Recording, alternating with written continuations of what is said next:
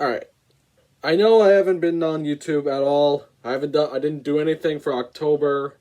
I didn't do another public domain video.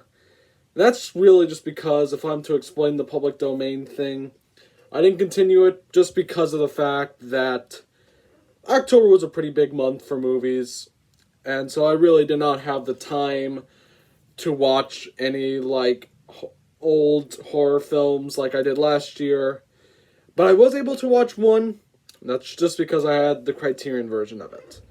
But anyway, so I watched 6 new films in October, and September was mostly just Star Trek and films by a director that I will be ranking soon. And if I were to include those first watches from September, it would spoil that ranking that's coming up. Which would be the number one of those movies. But anyway, I watched 6 new films in October, so we're gonna go right through all of it. So the first film right up I watched was Goldfinger. Now, so I saw Goldfinger like a few years back when at one point when Bond was on Amazon Prime, and I watched it, but I never finished it. I only got like halfway through. And then I finally was able to watch it again, and after seeing No Time to Die, which I'm going to be talking that in another review after this, and I just wanted to watch Goldfinger, and I enjoyed it. This is a very good spy, action crime film that's Connor's first film around. And it's got great action, great just line delivery, like that scene on the plane with Pussy Galore, and that I must be dreaming. That's a great line.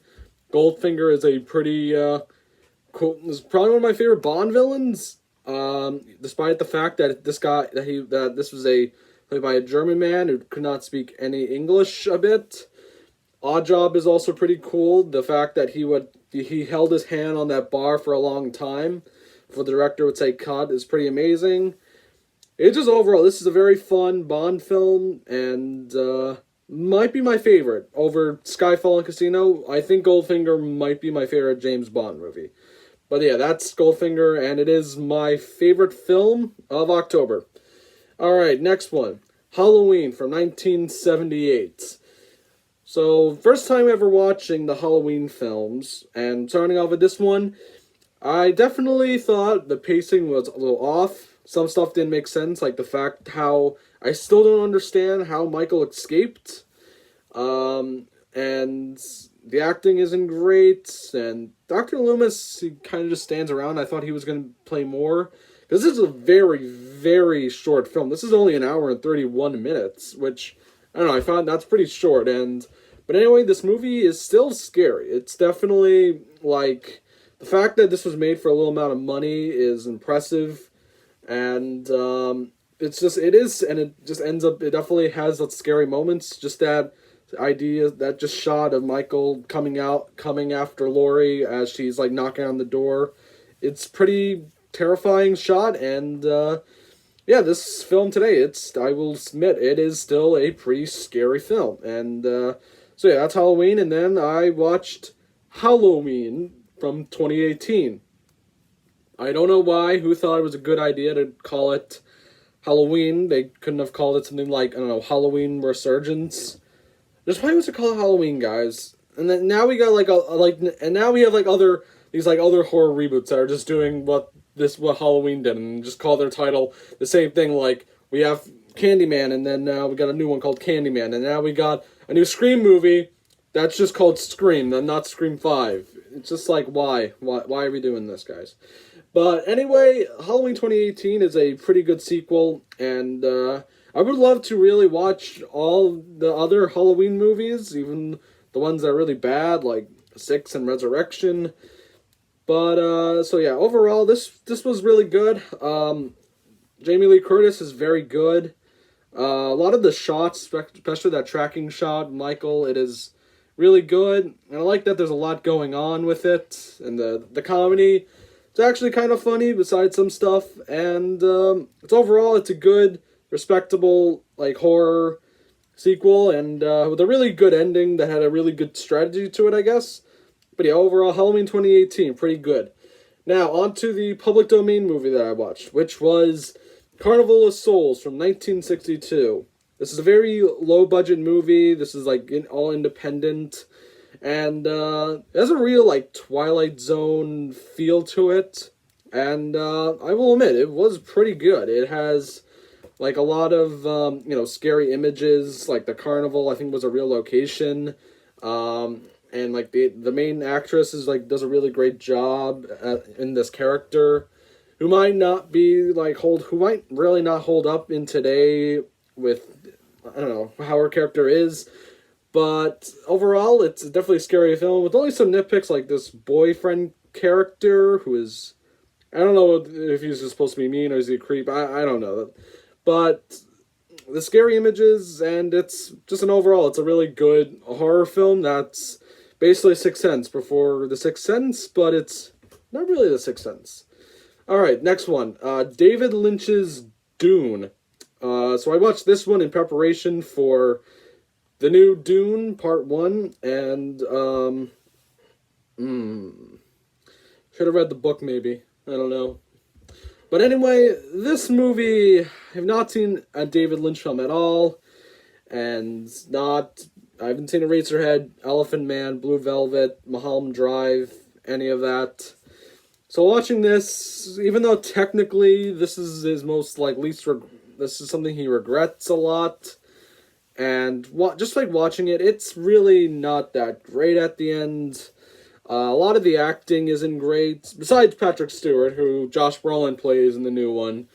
And some of the effects is just really not good. I'm sorry. These effects don't really hold up today. There's all these all the projection and all the blue green screen stuff to it. It's just so lackluster. But I will admit the set design is really good, but I mean my problem I think overall with the whole thing with Dune a bit is that the costumes they never feel futuristic, unlike something like Star Trek where it feels like, this militaristic feel in the future. It really feels like it's you're seeing this future, but Dune, I don't know. How they use all the stuff like Duke and Baron, I don't know. But overall, this film it is too weird a bit. The effects are not good, and it's just hard to follow. I'm telling you, man, it's really hard to follow. Alright, but anyway, on to the last film, which is Shaun of the Dead.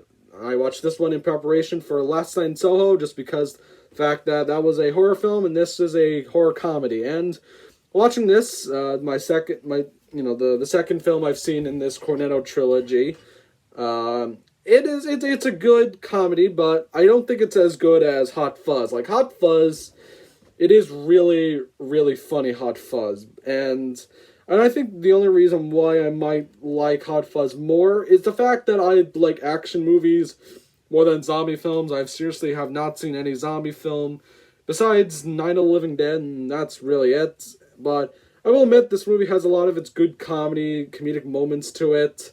Simon Pegg, Nick Frost, they're great together. Everyone else does a fine job. Edgar Wright's direction is really good because this was I believe this was somewhat of his first film, or I think this was his second film. I think he had another movie. But anyway, this overall is a really good horror comedy. I just prefer Hot Fuzz, and that's just because I like action movies more.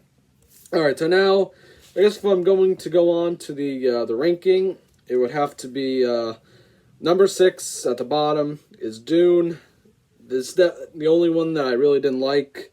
And so number 5 is Halloween 2018. Great sequel. And I like it on the same level. Number 3 is Carnival of Souls. Good horror film. Number 4 I meant. Alright, number 3 is Shaun of the Dead. Good movie. Number 2 is the original Halloween. Good horror film and still scary to this day. And number 1 is Goldfinger, the best Bond film ever, so in my opinion. Now, alright, so overall now, after doing this, I'm also making another video on the same side right now, which is currently me just reviewing all the new releases that came out, and that's just because October's been a very big week for movies. So go ahead right now, watch this video to be continued.